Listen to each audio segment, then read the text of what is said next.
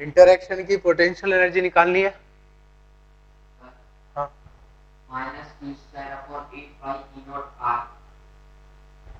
चलो देखते हैं क्या होगा। समझना, जो रिंग है उसके हर हिस्से से इसका इंटरेक्शन हो रहा होगा। अब इस बात को समझने की कोशिश करो कि जो रिंग है उसके एक्सिस पर ये पॉइंट है, तो इस पॉइंट से रिंग के सरकमफ्रेंस पर हर एक पॉइंट से इसकी डिस्टेंस सेम होगी। ठीक है, तो रिंग को छोटे छोटे एलिमेंट्स में डिवाइड करो। ठीक है, एक एलिमेंट ले रहा हूं मैं जिस पर चार्ज है डी क्यू, उसको भी पॉइंट चार्ज की तरह ट्रीट किया जा सकता है। डी क्यू चार्ज और माइनस क्यू चार्ज के बीच में इंटरेक्शन होगा, उसकी पोटेंशियल एनर्जी क्या होगी, उनके बीच के डिस्टेंस डिफाइन करनी होगी। कितनी होगी डिस्टेंस, √5r। ठीक है, अब सोचो ऐसे इसका इंटरेक्शन दूसरे एलिमेंट से भी हो रहा होगा। इसका इंटरेक्शन जितने एलिमेंट से होगा सबकी एनर्जी निकालें हम और ऐड कर दें तो वो टोटल इंटरेक्शन एनर्जी होगी। ठीक, जो टोटल एनर्जी होगी वो सभी इंटरेक्शन के सम के बराबर होगी। राइट, समेशन मतलब इंटीग्रेशन। पहले इन दोनों की बात करें, दो पॉइंट चार्ज के बीच की पोटेंशियल एनर्जी होती है constant Q1 Q2 by R। तो कांस्टेंट Q1 Q2 क्या है, माइनस क्यू, इसलिए माइनस बाहर कर दिया मैंने, बाय डिस्टेंस इनके बीच की कितनी है, √5r। ये तो इस एलिमेंट के साथ इसका इंटरेक्शन हो रहा है, सभी एलिमेंट के साथ इंटरेक्शन होगा और सबकी एनर्जी को ऐड करेंगे, मतलब इंटीग्रेट कर देंगे। राइट, तो U equal to minus Q. अब ये Q कांस्टेंट है ना, या अगर इसमें कंफ्यूजन है तो हम ये कह लें कि इसका जो डिफरेंशियल चार्ज है उसको मैं dq कह देता हूं। ठीक है, Q कांस्टेंट को बाहर करो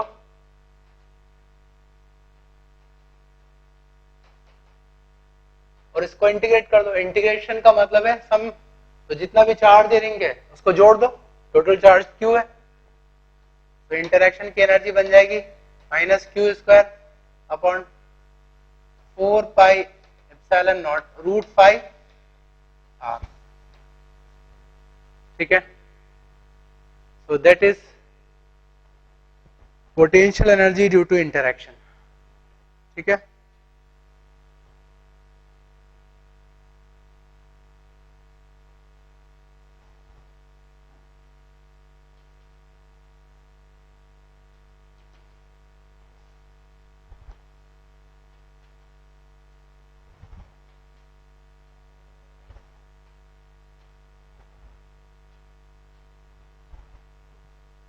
दो चार्ज पार्टिकल है, अपोजिट चार्ज इनफाइनाइट सेपरेशन पर है, उनके मास है m और 2m। बिकॉज ऑफ अट्रैक्शन वो एक दूसरे की तरफ बढ़ने लगते हैं। ठीक है, बिकॉज ऑफ म्यूचुअल अट्रैक्शन दोनों एक दूसरे की तरफ बढ़ने लगेंगे और कुछ समय के बाद उनके बीच की सेपरेशन हो जाएगी r। ठीक है,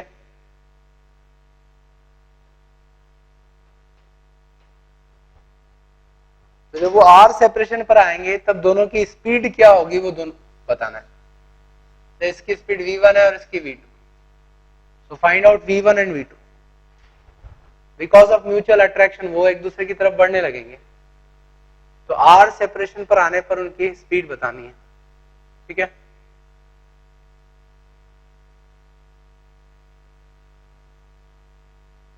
तो कौन सा रूल लगाएंगे यहां पे,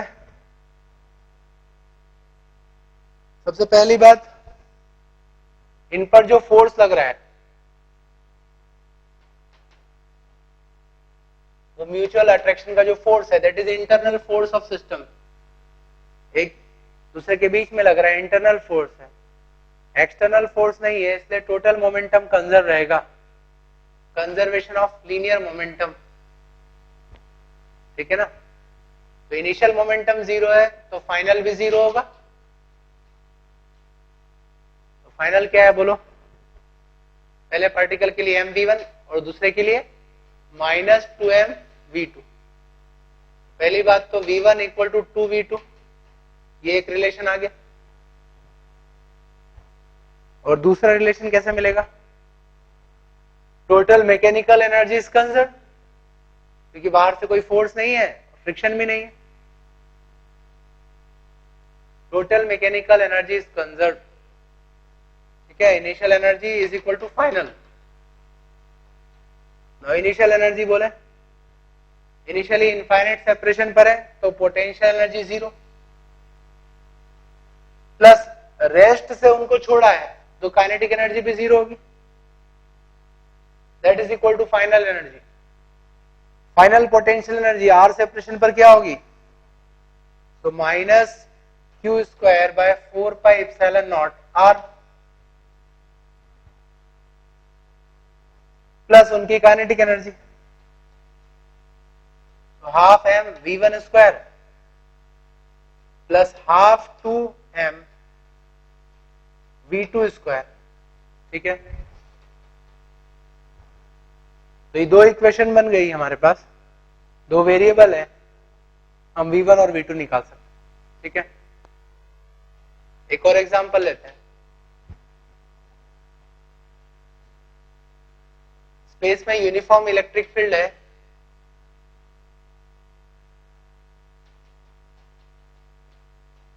पॉजिटिव एक्स डायरेक्शन में, ठीक।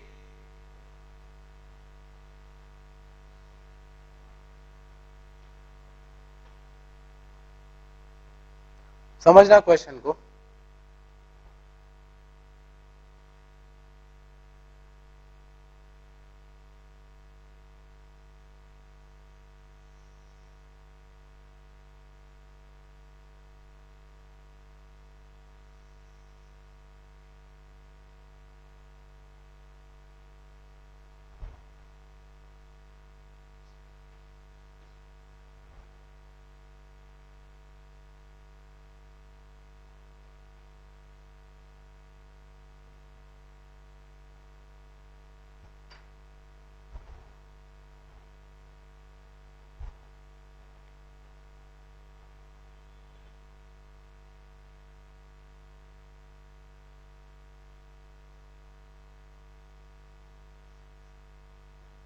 देखो यूनिफॉर्म इलेक्ट्रिक फील्ड सेटअप किया है और ये एक्स वाई प्लेन जो है वो हॉरिजॉन्टल प्लेन है। इस हॉरिजॉन्टल प्लेन में एक ग्रूव बना हुआ है। ग्रूव समझते हो ना, नाली, नाली बनी हुई है, ग्रूव बना है। कहां से कहां तक? इस पॉइंट से लेकर ओरिजिन तक। इस ग्रूव में हमने एक स्मूथ पार्टिकल को रख दिया जिसका मास m है और जिस पर चार्ज है -q, ठीक। और यहां पर रख के छोड़ दिया, राइट। क्या होगा उसके साथ बताओ? इलेक्ट्रिक फील्ड इधर है तो उस पर फोर्स इस डायरेक्शन में लगेगा।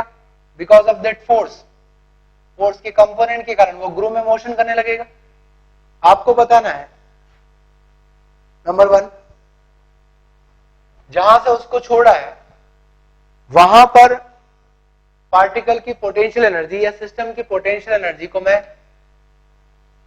0 मान लेता हूं, ठीक है। तो जब ये पार्टिकल मूव करते हुए अलोंग द ग्रूव ओरिजिन पर पहुंचेगा तब सिस्टम की पोटेंशियल एनर्जी क्या हो जाएगी, और साथ में इस पार्टिकल की काइनेटिक एनर्जी क्या होगी और स्पीड क्या होगी, ये बताना है। So find out potential energy, kinetic energy and speed of particle when it comes to origin, ठीक है। तो इसमें हमें पोटेंशियल एनर्जी, काइनेटिक एनर्जी और स्पीड बतानी है, ठीक है। अब देखो जैसा कि मैंने बताया, पार्टिकल, चार्ज पार्टिकल जब भी मूवमेंट करेगा स्पेस में तो मूवमेंट के कारण पोटेंशियल एनर्जी चेंज होगी। पोटेंशियल एनर्जी चेंज को हमने डिफाइन किया है, 2 फॉर्मूले दिए थे मैंने, बस उसी का यूज करना है। देखो पार्टिकल यहां से यहां तक आया, मैं इसको पोजीशन 1 कह रहा हूं, इसको 2,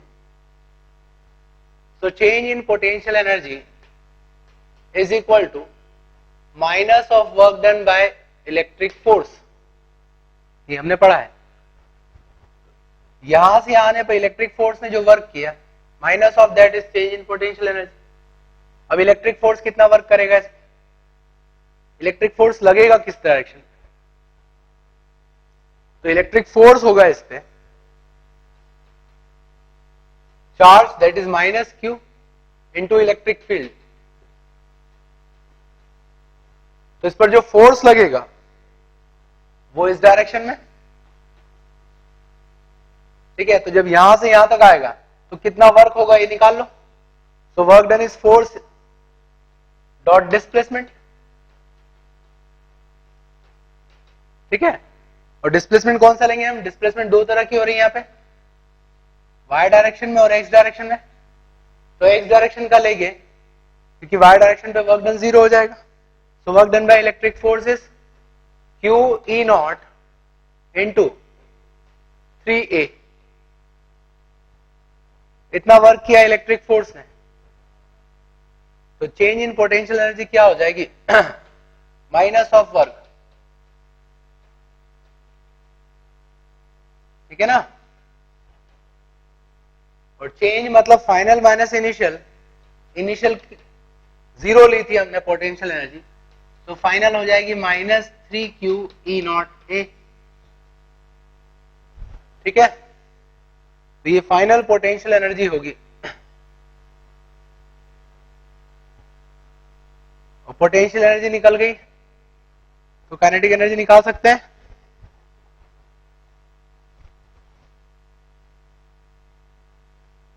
कंजर्वेटिव फोर्स है तो टोटल एनर्जी कंजर्व रहेगी. So initial energy is equal to final. Initial kinetic energy 0 plus initial potential energy 0. Final kinetic energy plus final potential energy. ठीक है, so final kinetic energy is 3q E naught and kinetic energy is half mv square. तो speed भी आ जाएगी हमारे पास.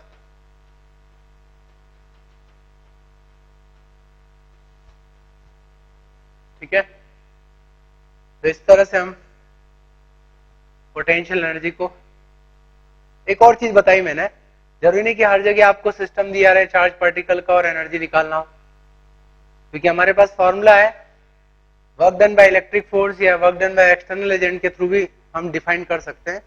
देखो आगे मैं electric potential define करने वाला हूं, बट इलेक्ट्रिक पोटेंशियल को डिफाइन करने से पहले मैं बताऊंगा कि उसकी जरूरत क्या है. ठीक है, और उसका क्या यूज, कैसे डिफाइन किया उसको. एक एग्जांपल के थ्रू हम समझें.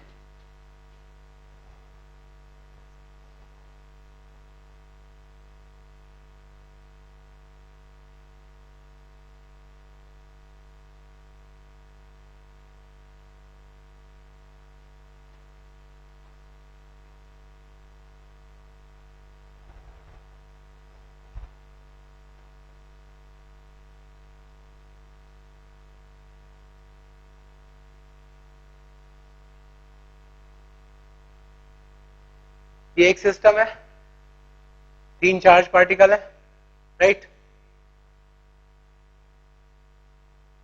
ये 2 पार्टिकल फिक्स हैं. अब हम क्या करते हैं, तीसरे पार्टिकल को डिस्प्लेस कर देते हैं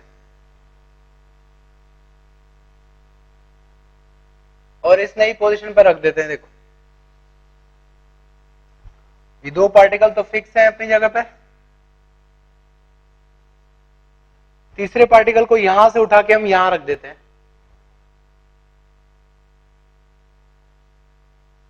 राइट.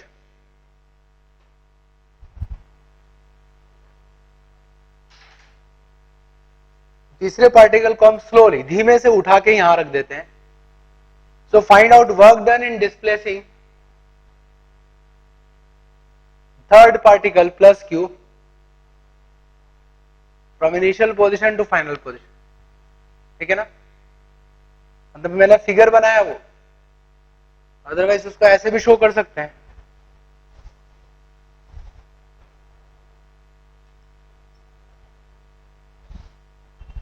हमने इस पार्टिकल को यहां से उठाया और उठा के यहां रख दिया, ठीक है। से इस पोजीशन को मैं ए कह रहा हूं और इस पोजीशन को बी कह रहा हूं। तो पार्टिकल को ए से बी तक उठा के रखा, हमें कितना वर्क करना पड़ेगा बताओ, व्हाट इज वर्क डन?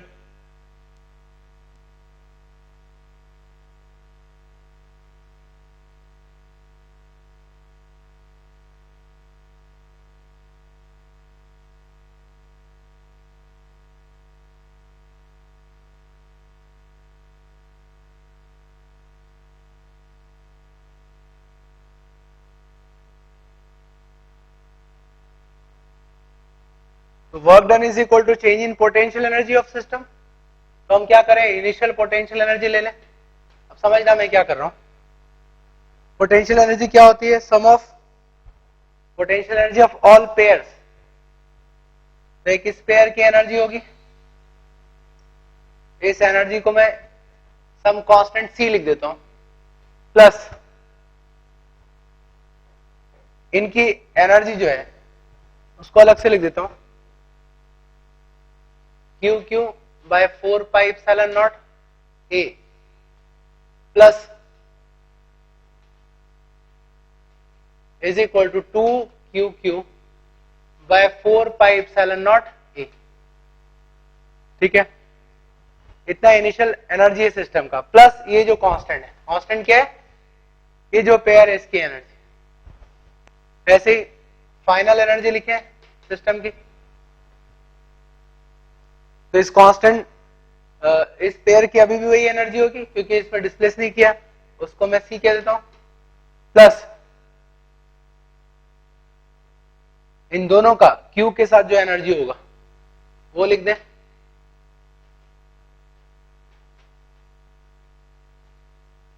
उससे डिस्टेंस 2 है, तो ये बन जाएगा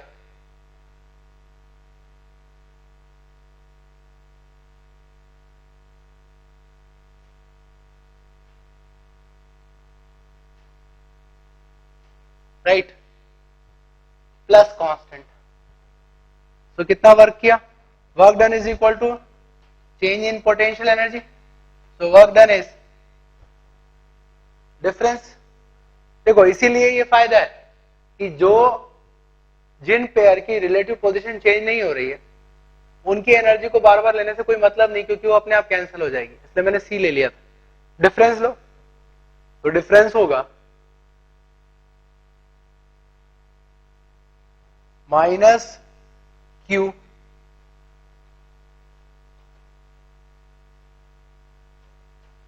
ठीक है। इतना वर्क करना पड़ा हमें इसको डिस्प्लेस करने में, ठीक है, work done by external agent. अब समझना, अगर हम इस प्लस क्यू के प्लेस पर प्लस 3q को डिस्प्लेस करते तो कितना वर्क करना पड़ता? So work done is equal to Q के प्लेस पर 3q आ जाता। तो इस चार्ज को बदलने पर ये चार्ज चेंज हो रहा है, बाकी जो फैक्टर है वो तो कांस्टेंट है, वो तो वैसा का वैसा ही रहा। इसका मतलब ये है कि जब भी आप किसी चार्ज पार्टिकल को स्पेस में एक पोजीशन से दूसरी पोजीशन तक ले जाओगे, जो वर्क करना होगा वो दो बातों पर डिपेंड करेगा, एक उस चार्ज पर और बाकी जो सिस्टम है जो इस चार्ज के साथ इंटरेक्ट कर रहा है उस सिस्टम का भी वहां पर रोल होगा, ठीक है। और वो रोल इस कांस्टेंट के फॉर्म में है, ठीक है। या इससे और आगे जाके मैं ये कह सकता हूं, work done per unit charge की अगर मैं बात करूं, work done per unit charge वो क्या होगा अलग अलग केस में। क्यू लोगे तो यहां क्यू लिखना पड़ेगा, 2q लोगे तो 2q आ जाएगा, 3q तो 3q। तो work done per unit charge जो है वो इस बात पर डिपेंड नहीं करता है कि आप किस चार्ज को डिस्प्लेस कर रहे हो, वो हमेशा सिस्टम पर डिपेंड करेगा, वो सिस्टम जो कि इस चार्ज के साथ इंटरेक्ट कर रहा है। तो यहां पर वो सिस्टम क्या है? वो सिस्टम इन दो चार्ज से मिलके बना है। ये सिस्टम इंटरेक्ट कर रहा है इसके साथ, एक पोजीशन से दूसरी पोजीशन पर ले गए, तो work done per unit charge जो है वो कांस्टेंट है, वो सिर्फ इन पोजीशन पर डिपेंड कर रहा है ए और बी पर। अगर आप कहीं और से डिस्प्लेस करते हैं तो इस फैक्टर की जगह कुछ और फैक्टर आ जाता है, राइट। इसका मतलब ये हुआ कि जब भी आप किसी चार्ज पार्टिकल को स्पेस में एक पॉइंट से दूसरे पॉइंट तक ले जाते हो, तो उस चार्ज पार्टिकल के अलावा बाकी चार्ज का जो सिस्टम है, ठीक है, वो सिस्टम उन दो पॉइंट के बीच में कोई ना कोई एक क्वांटिटी डिफाइन करेगा जो कि सिस्टम पे डिपेंड करेगी और वो उस चार्ज पर डिपेंड नहीं करेगी, और वो क्वांटिटी जो है that is called electric potential difference, ठीक है। मतलब एक पॉइंट से दूसरे पॉइंट तक ले जाने में एक सिस्टम का भी रोल होगा, वो जो रोल है वो पोटेंशियल डिफरेंस के फॉर्म में होगा। मतलब अब देखो, मैं इस तरह से लिख सकता हूं इस प्रॉब्लम को,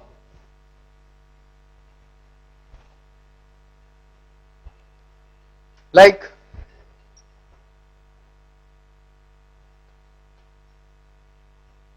ये सिस्टम है जहां पे कई सारे चार्जेस हैं, ठीक है।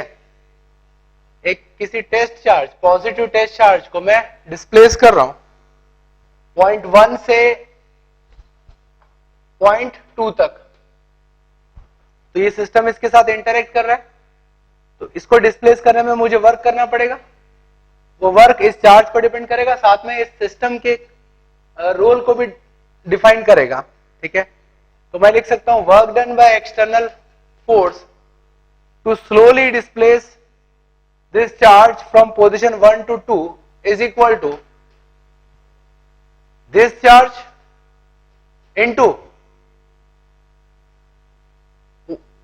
a factor which depends only on the system and this initial and final point.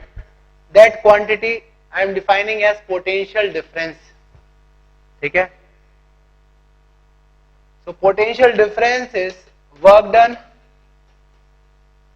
to slowly displace a charge